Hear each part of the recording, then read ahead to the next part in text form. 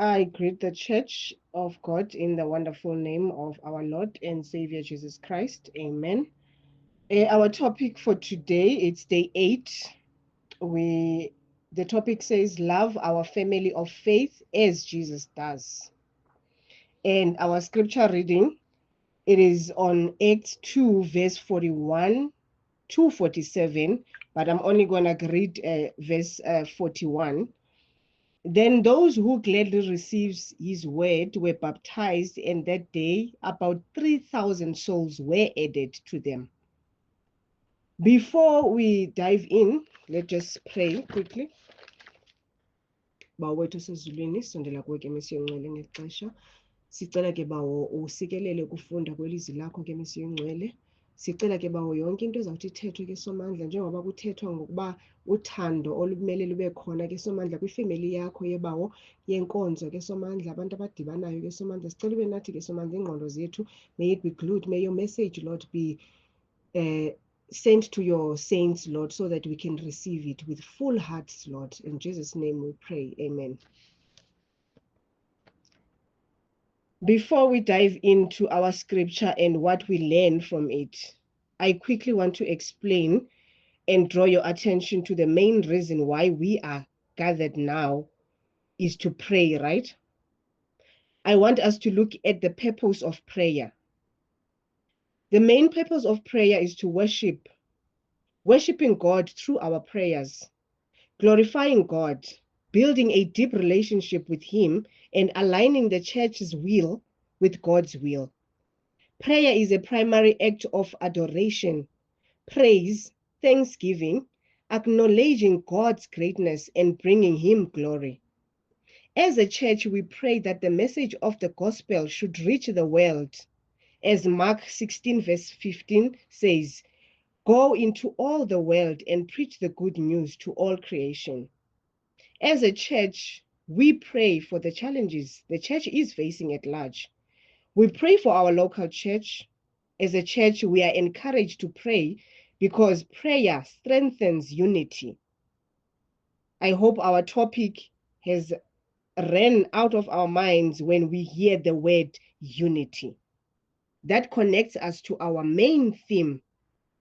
Prayer deepens our relationship with God, and prayer empowers our ministry. At your spare time, please read 2 Chronicles 7, verse 14, and 1 Thessalonians 5, verse 11.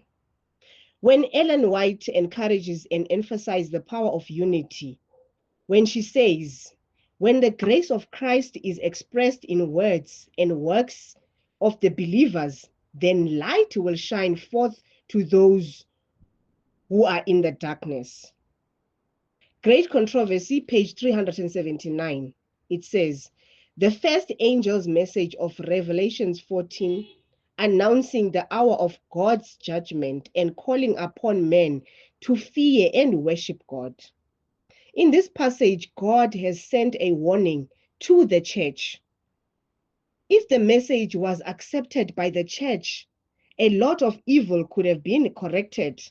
A lot of evil that was shutting the church away from God could have been prevented.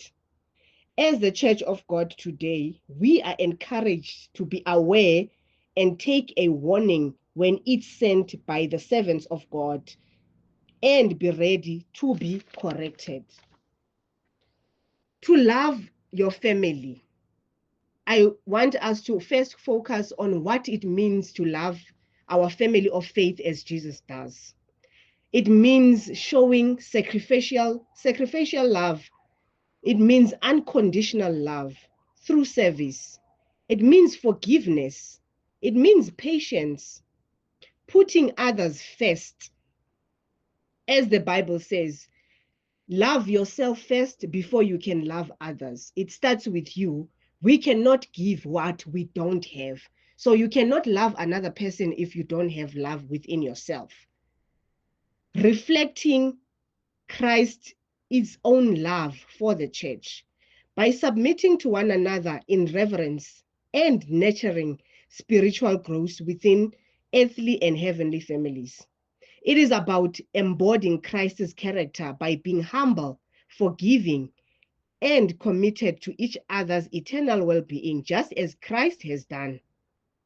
Should this be treated as a routine? That's the when. When should we love our family of faith as Jesus does? Should this be treated as a routine? Should this be something that has a time frame? Should this be done when we feel like or when others are around? Loving each other as Christ has done should be done always, and it should be done wholeheartedly.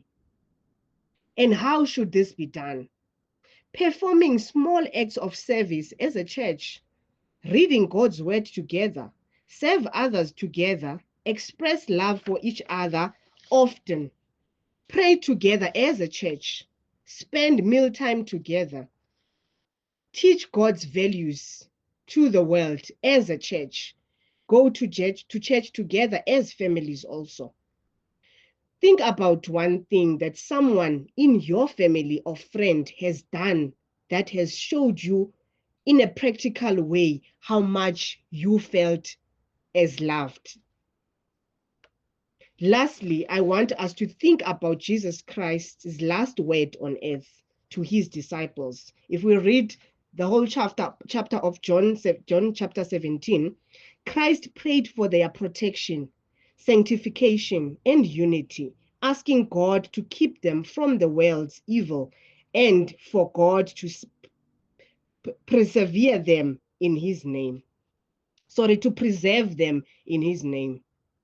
In essence, Jesus' final prayer is for the spiritual preservation and unity of his followers, enabling them to fulfill their mission and reflect God's love to the world, and to love one another as he has loved us. If you love one another, then the world will know that you are my disciples. If the church is fighting amongst each other, not loving each other, the world will not come in, because they will go out because we are fighting amongst ourselves. But if we love each other, the world will be drawn to us because we love each other. Shows how important it is as a church to love one another and be united, so that people may be drawn to serve the Lord as we have done that also.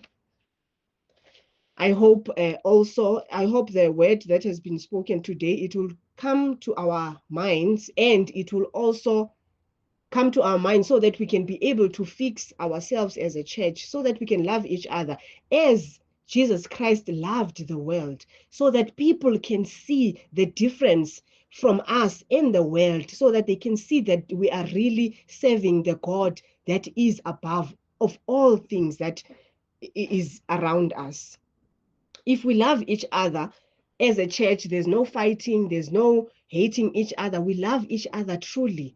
Let's practice to love each other truly, honestly, not pretending, not making it a routine so that we can be seen that we love each other. Let's love wholeheartedly, loving each other honestly and checking up on each other, knowing when one is lost, as Jesus has made parables to say, if one sheep is lost, may we look for it and really look for it and ask, when is this person has not been in church for a very long time, must go and look for that person that is not around us anymore.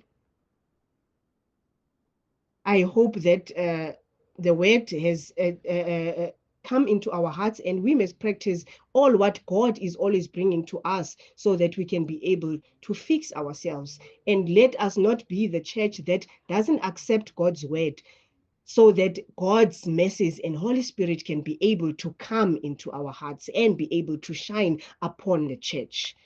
Can we pray? Ba wethu sozulwini, sondela kuwe ke misiyo engcwele ngexesha. Sicela ke Somandla ube nathi ke Somandla, ube leaders zenkonzo ke Somandla that are striving, Lord, for that the word can be, so that the world can reach the world, and that and yonke inkonzo ke Somandla idibane ke Somandla. The unity that the church has, Lord, can be an influence and yet can help glorify your word into the world, Lord. Please, Lord, be with us. Be with us. Ube nathi omnye ngamnye Somandla, so that we can be able to sizicheke thina from inside, Lord, where we are lacking, so that we can be able to fix where we are lacking. Benathi ke Somandla usikhusele kuzo zonke, ukhusele bonke abanye, ukhusele nemini yangomso, day 9 that is coming, Lord. Please be with us, Lord. Let us pray, Lord. Let us pray, Lord. Let us kneel down and pray, because prayer changes things. In Jesus' name we pray. Amen. Amen.